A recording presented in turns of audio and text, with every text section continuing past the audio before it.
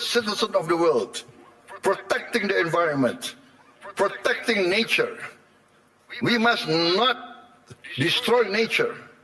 We must live with nature. Huh? Eh? Eh? Eh? Eh? Eh? Eh? Eh? Eh?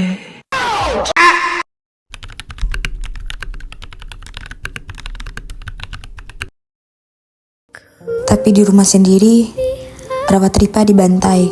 Dari 81.803 hektar, tersisa kurang dari 4.172 hektar. Ini bukan angka, ini rumah, ini ekosistem, ini kehidupan. Putusan pengadilan ada, pelanggaran terbukti, tapi kehancuran terus berjalan. Hukum ada, negara diam. Jika komitmen hanya lantang di luar negeri, siapa yang bertanggung jawab di sini? Rawa tripa sekarat, di mana negara?